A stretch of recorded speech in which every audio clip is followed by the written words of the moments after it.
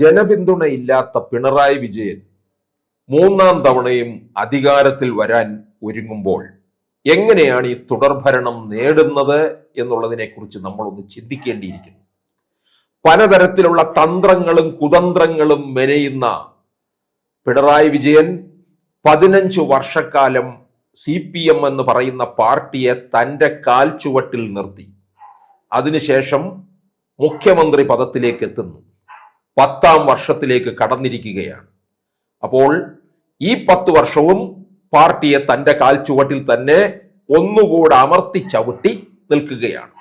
അങ്ങനെ 25 വർഷം, 1/4 നൂറ്റാണ്ട് തനിക്കും തൻ്റെ കുടുംബത്തിനും വേണ്ടി പാർട്ടിയെ മാറ്റി തിരിച്ചു വളച്ചൊടിച്ചു കൊണ്ടുപോകുന്ന മുഖ്യനെയാണ് കാണുന്നത്.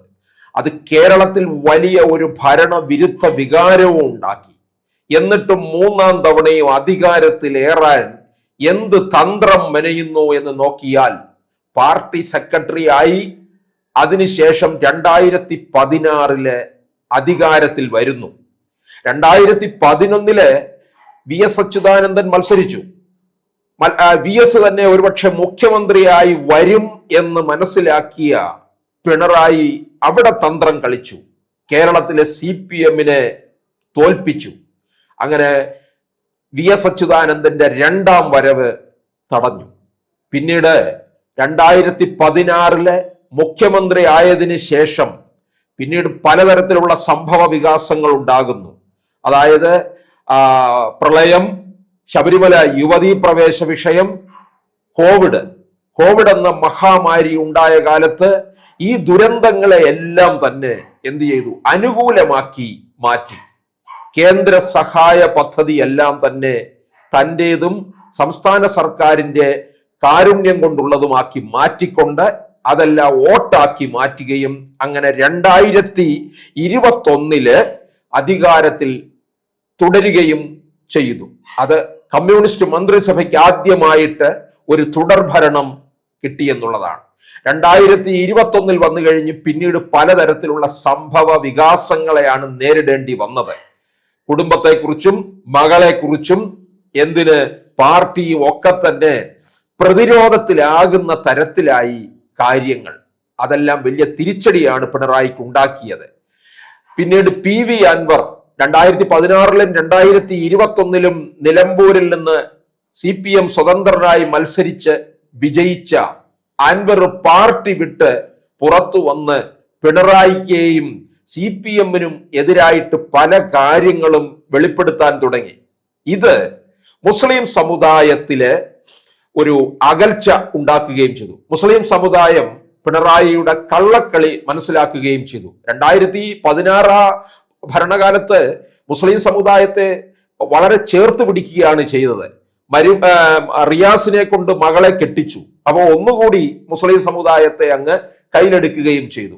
അപ്പോൾ PV അൻവർ പല കാര്യങ്ങളും വെളിപ്പെടുത്താൻ തുടങ്ങിയതോടുകൂടി എന്ത് സംഭവിച്ചു? മുസ്ലിം സമുദായത്തിന് കാര്യം മനസ്സിലായി. അങ്ങനെ മുസ്ലിം സമുദായം പിണറായിയിൽ നിന്ന് അകന്നു കഴിഞ്ഞപ്പോൾ പിണറായി തന്ത്രം ഉപയോഗിക്കാൻ തുടങ്ങി. കേരളത്തിലെ മത തീവ്രവാദ സംഘടനകളായ Jamaat-e Islami, popular front, SDPI, welfare party ഇവരെയൊക്കെ തന്നെ വളർത്തുകയും സംരക്ഷിക്കുകയും ചെയ്യുന്നത് മുസ്ലിം ലീഗ് എന്ന പാർട്ടിയാണ്. മുസ്ലിം ലീഗിന്റെ കുടക്കീഴിലാണ് ഇവർ കഴിയുന്നത് എന്നൊക്കെ പറയുകയും ചെയ്തു. ഇത് വയനാട് ഉപതെരഞ്ഞെടുപ്പ് സമയത്ത് പിണറായി വിജയൻ അതിശക്തമായ ഭാഷയിൽ വയനാട്ടിൽ വെച്ച് തന്നെ പറഞ്ഞതാണ്. അങ്ങനെ സംഘപരിവാർ ചെയ്യേണ്ട കാര്യം, പറയേണ്ട കാര്യം പിണറായി പറഞ്ഞു എന്നുള്ളതാണ്.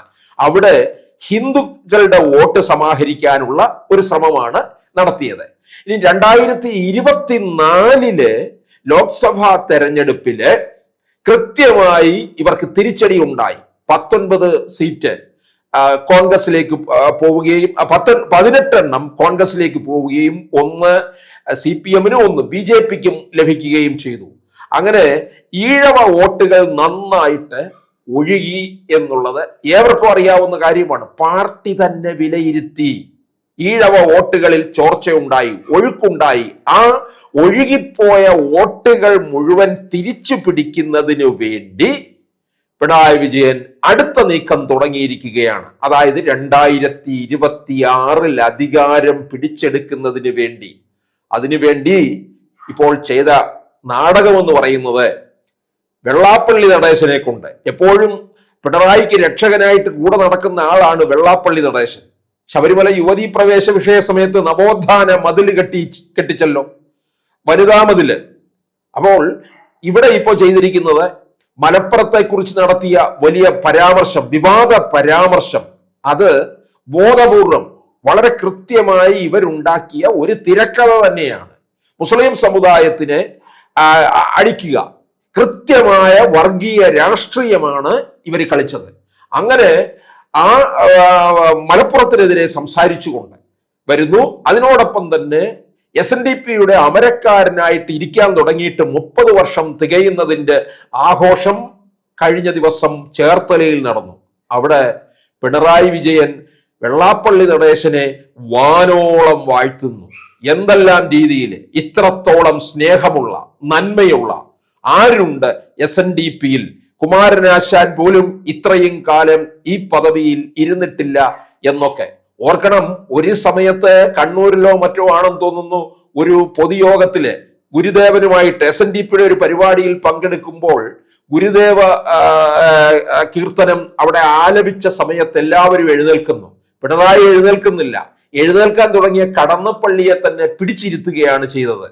അപ്പോൾ എത്രത്തോളം ഗുരുനിന്ദ കാണിച്ചു എന്നുള്ളതാണ്. ആ ഗുരുവിനെ തന്നെയാണ് ഇപ്പോൾ കൂട്ടുപിടിച്ചുകൊണ്ട് വെള്ളാപ്പള്ളി കൂടി ചേർന്നുകൊണ്ട് ഒരു പുതിയ തിരക്കഥ ഉണ്ടാക്കിക്കൊണ്ട് ഈഴവ വോട്ടുകൾ, BJPയിലേക്ക് പോയ ഈഴവ വോട്ടുകൾ മുഴുവൻ തിരിച്ചു പിടിക്കുക. അങ്ങനെ തിരിച്ചു പിടിക്കുമ്പോൾ ഒരു കണം കേരളത്തിൽ BJP വലിയ സ്പേസ് ഉണ്ടാക്കിക്കൊണ്ടിരിക്കുകയാണ്. അതിനാണ് ഇപ്പോൾ ഈ ഹിന്ദു പ്രീണനം കാണിക്കുന്നത്. ഒരു സമയത്ത് വലിയ മുസ്ലിം പ്രീണനം, ഇടയ്ക്ക് ഒരു ക്രൈസ്തവ പ്രീണനം നടത്തി നോക്കി, അതൊന്നും ഏശിയില്ല. ക്രൈസ്തവരെല്ലാം ഇപ്പോൾ ഒന്നടങ്കം BJPയിലേക്ക് മാറിയിരിക്കുകയാണ്. BJPയോട് അനുഭാവപൂർവമായ പ്രഖ്യാപനം തന്നെയാണ് നടത്തിയിരിക്കുന്നത്. ഇപ്പോൾ BJP എടുക്കുന്ന ഹിന്ദു പ്രേമം മുഴുവൻ പിണറായി വിജയൻ എടുത്തിരിക്കുകയാണ്. പിണറായിയുടെ ധാരണ BJPയിലേക്ക് പോകുന്ന ഹിന്ദു വോട്ടുകൾ മുഴുവൻ ഇങ്ങോട്ടേക്ക് കൊണ്ടുവരാം എന്നാണ് കണക്ക് കൂട്ടുന്നത്. നടക്കില്ല. കാരണം BJPയുടെ സംസ്ഥാന അധ്യക്ഷൻ ഇപ്പോൾ രാജീവ് ചന്ദ്രശേഖറാണ്. ഇത് ആർക്കും വേണ്ടി അഡ്ജസ്റ്റ്മെന്റ് കളിക്കുന്ന സുരേന്ദ്രനൊന്നുമല്ല. രാജീവ് ചന്ദ്രശേഖരനെ ഇങ്ങോട്ട് വിട്ടിരിക്കുന്നത് മോദി അമിത്ഷാ കൂട്ടുകെട്ടാണ്. അത് കേരളത്തില് ഒരു വലിയ ഇടമുണ്ടാക്കും. അതിനുവേണ്ടി തന്നെയാണ് രാജീവിനെ വിട്ടിരിക്കുന്നത്. ആ രാജീവിന്റെ തന്ത്രങ്ങളൊന്നും പിണറായി വിജയൻ പൊളിക്കാൻ പറ്റില്ല എന്നുള്ളതാണ്. അപ്പോൾ പിണറായി വിജയനും വെള്ളാപ്പള്ളിയും കളിക്കുന്ന നാടകം അടുത്ത തുടർഭരണത്തിന് വേണ്ടിയാണ്.